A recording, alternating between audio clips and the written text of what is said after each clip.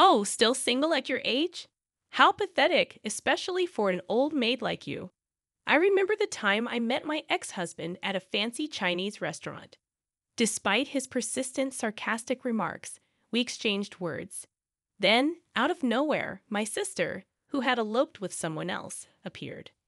When my ex-husband announced his intention to marry her, I couldn't help but laugh mockingly. "Oh, didn't I tell you?" I exclaimed, feeling on top of the world. Caught off guard, my ex-husband was speechless as I made a sharp, talking confession. My name is Michelle Smith, a 39-year-old housewife. I've been married to my husband, Mike, who works in the transportation business, for about 2 years. We initially met at work, where I was an office clerk. Mike's lively and cheerful demeanor caught my attention, prompting me to make the first move. I found his easygoing and manly charisma very appealing, and it was love at first sight.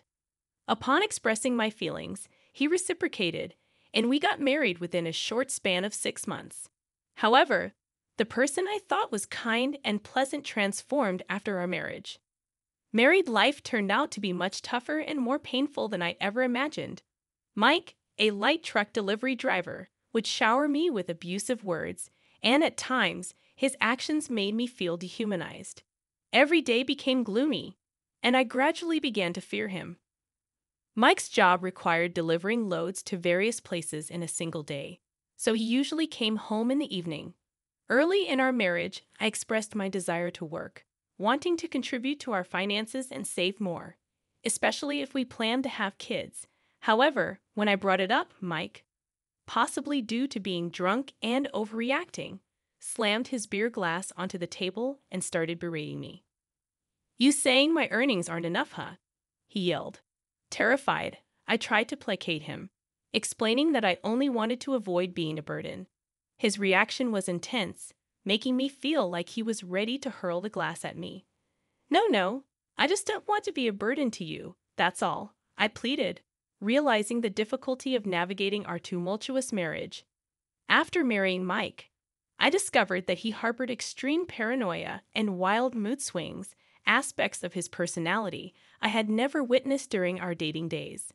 This revelation was unexpected and raised the unsettling question: could I truly spend the rest of my life with someone exhibiting such behavior? The thought heightened my anxiety. Another incident further fueled my concerns. "I'm truly happy Michelle married into our family," said a relative during a Thanksgiving gathering at my in-laws' house. Mike rarely brought girlfriends home, so there had been worries he might never marry. My in-laws were genuinely kind and doted on me. Their joy at our marriage was evident, treating me like a cherished daughter. Despite the challenges in my married life, one consolation was dining out with my in-laws. However, during a family reunion in front of them, Mike began mocking me. "Must be nice, huh? Having a beauty like Michelle. Look at my wife. See that flabby belly of hers," he remarked. A male relative joined in the banter, drawing laughter from the crowd. His wife playfully pinched his belly, adding to the light-hearted atmosphere. Unexpectedly, Mike turned the tables and decided to poke fun at me. "What are you talking about, uncle? Michelle looks so childlike, hardly womanly. Your wife looks way more elegant and mature," he declared. I was left speechless by this unexpected comment and revelation. The male relative tried to defuse the situation, saying, "Come on, cut it out." But everyone seemed to find it hilarious. The only ones who looked concerned were my in-laws. To help me escape the uncomfortable scene, my father-in-law instructed, "Michelle, go to the kitchen. Help my wife with dinner preparations." Grateful for the reprieve, I followed his guidance, seeking refuge from the awkwardness that had unfolded in front of my in-laws. I hurried to the kitchen, my mother-in-law by my side, tears streaming down my face after the overwhelming incident. My mother-in-law comforted me with the tenderness of a real mother. Meanwhile, my father-in-law stepped in and chastised everyone, insisting on their apologies. All complied except for my heavily intoxicated husband, who remained defiant. Why should a husband apologize to his wife? That's why Dad always gets ridiculed by Mom. Can't you have some dignity? He argued, sparking a father-son confrontation. The gathering ended prematurely that day, and the relationship between my husband and his father deteriorated. Subsequently, my visits to my husband's family home became infrequent. Life after that became a living nightmare. I lost my only source of joy and started feeling weak and lost each day. Even simple daily chores felt monumental. Whenever my husband recalled that day, he would shout at me, blaming me for the humiliation he faced in front of everyone. Fearful of his temper, I lived in constant anxiety. Residing on the 10th floor of an apartment building, I'd often contemplated whether jumping would provide an escape from my misery. When mentally drained, making rational decisions became challenging, and I felt precisely that way. In one of these desperate moments, my sister paid me a visit.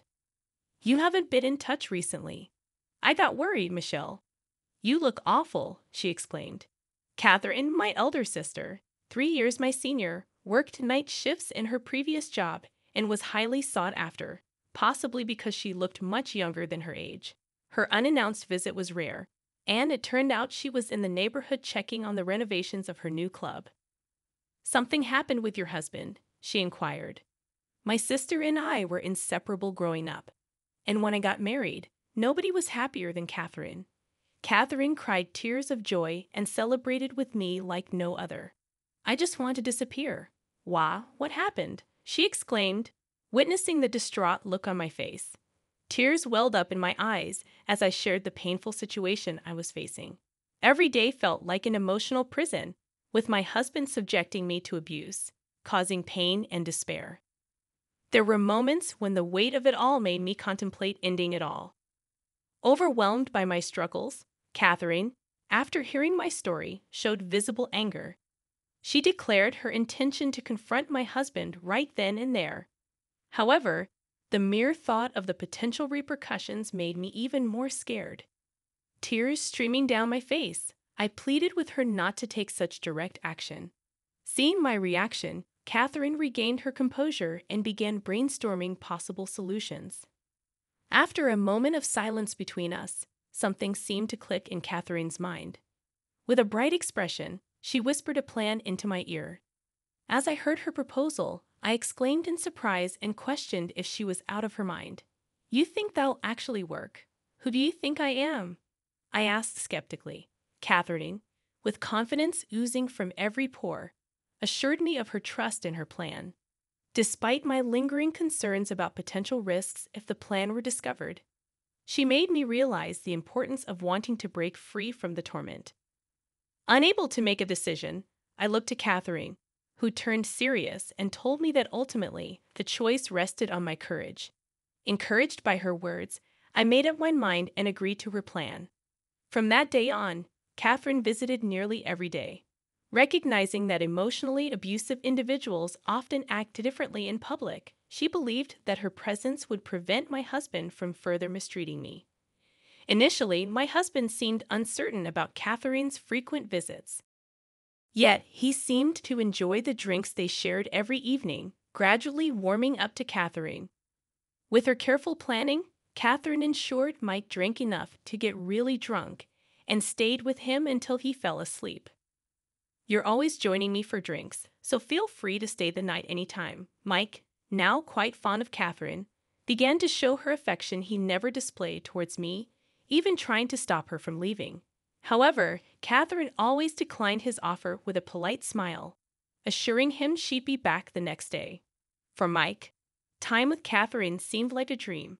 He was so enchanted by her that he appeared to have forgotten all about me. However, when Catherine's shop was about to have its grand reopening, an unexpected incident occurred.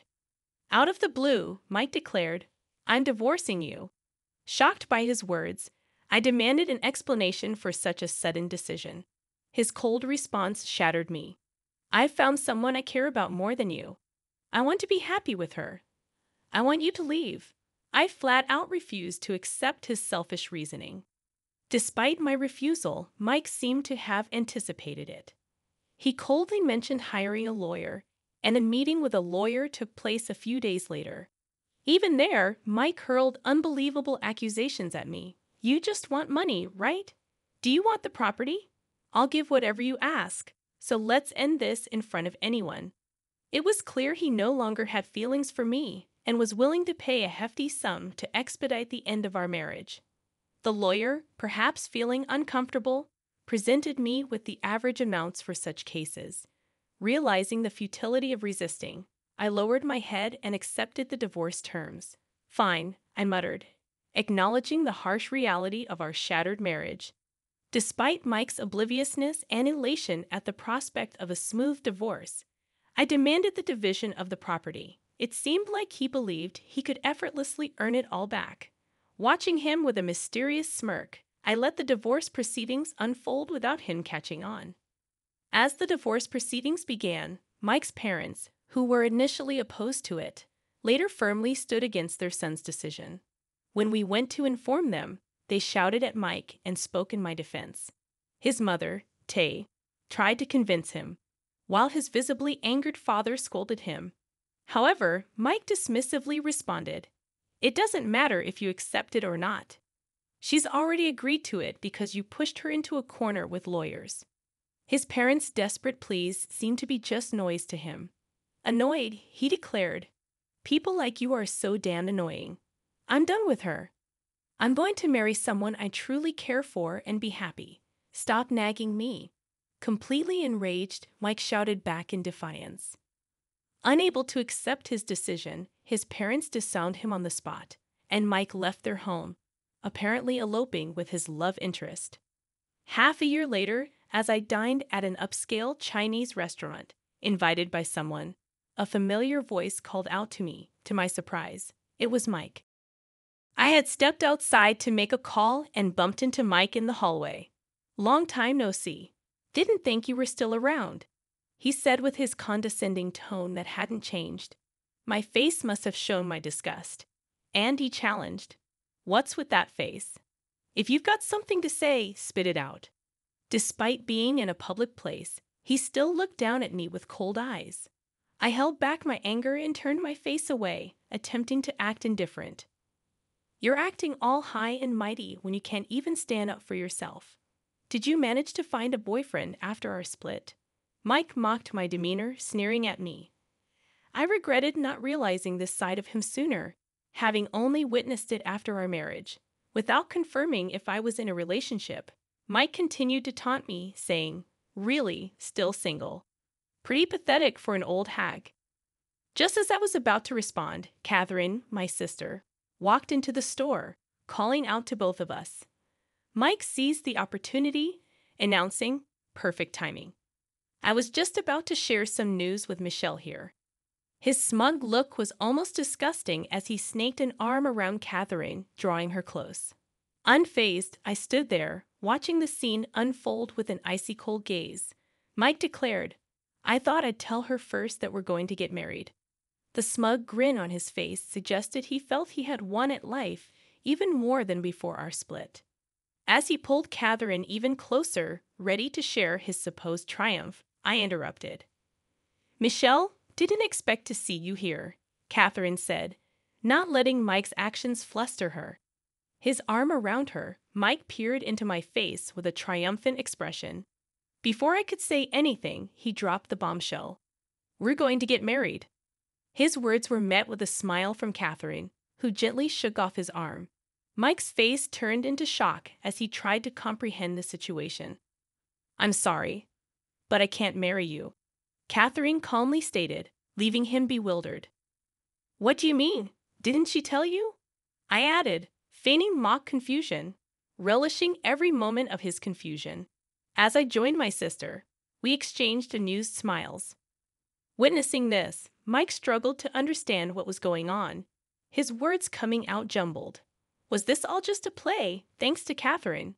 I received quite the alimony from you, really grateful for that. Rejecting your initial proposal for divorce was all part of a plan to get as much property as possible from you. It was all Catherine's idea. I was eager to divorce, but didn't want to raise suspicion, so I played along.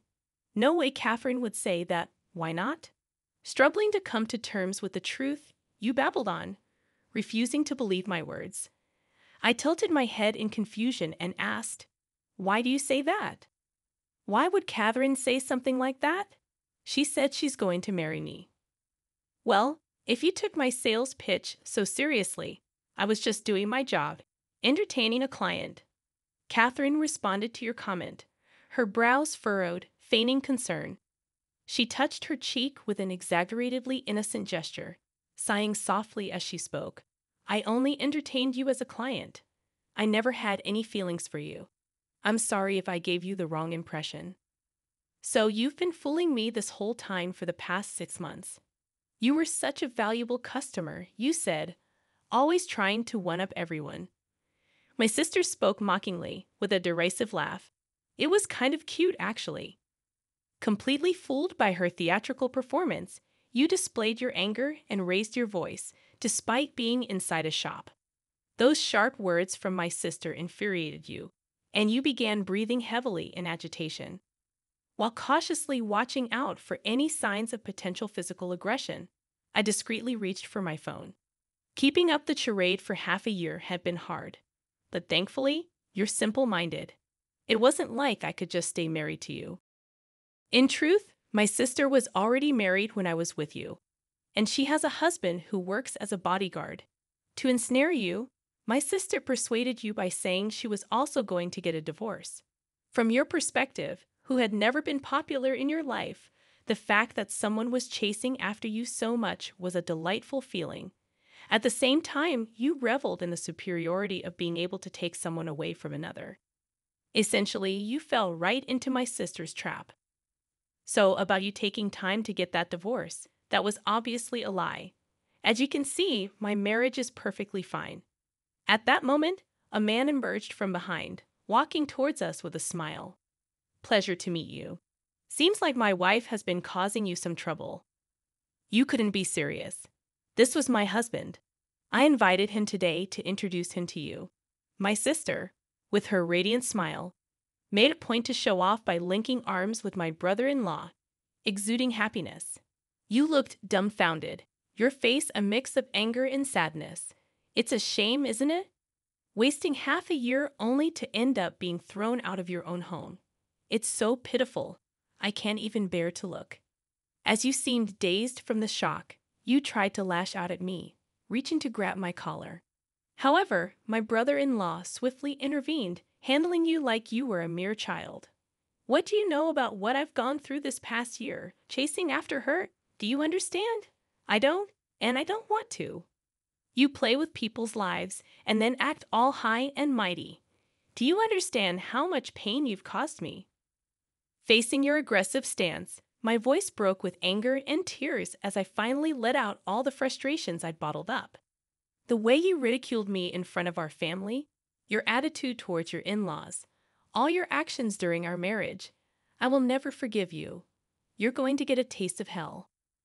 I then turned around and called out, "Please come out." Emerging from the room behind me were not just your parents, but also my own parents and even your relatives. Now, everyone can see your true colors and just how pathetic you truly are. Ignoring your questioning gaze, I played a voice recording I had received from my sister. It had you speaking to her in a disgustingly sweet manner. Are you really going to break up with Michelle? Of course, I don't need someone useless who can only do house chores. I prefer someone mature and attractive, like you, Catherine. Your sleazy voice was so palpable that it made my skin crawl. Even though it was nauseating to hear, I did not stop the playback. In front of the entire family, you were being made an example of. Don't you love Michelle? Someone asked. Of course not. She's nothing more than a maid to me. I only married her because she would be a notch in my belt. No emotional connection there. Everyone present was visibly repulsed by your comments. You started to create a scene, demanding the recording be turned off, but my burly brother-in-law wasn't having it. He restrained you effortlessly, ensuring you couldn't interfere. She's so obedient, just a little threat, and she'll do anything. She's more like a servant, someone I can throw away anytime. I have no attachments to her. Having heard the evidence of the emotional abuse you directed at me, your in-laws were furious. Everyone present unanimously criticized you. You're a disgrace to this family. How could you say such things about your dear wife? You're pathetic even for a man. I'm embarrassed to even call you family.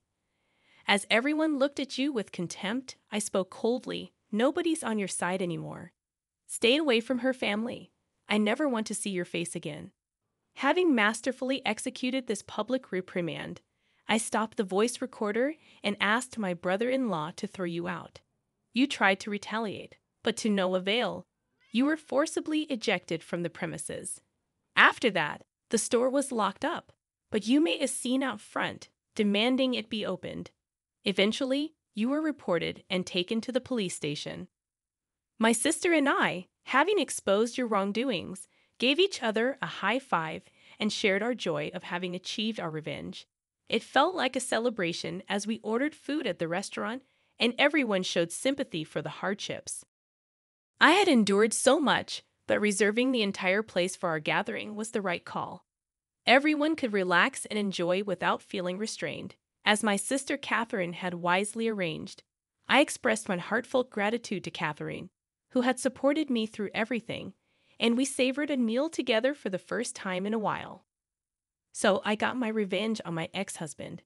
After that, it seemed like he was almost stalking Catherine, got reported to the police again, and apparently my brother-in-law Mike gave him a taste of his own medicine. Following that incident, Mike was too scared to show his face around my brother-in-law. 13 years have passed since then, and now, I handle the accounting at Catherine's store. I'm still in touch with my ex-in-laws and occasionally dine with them. I'm deeply grateful to Catherine for helping me out of my shell, and I'm determined to repay this favor someday. With that thought in mind today, I'm going to work hard alongside Catherine.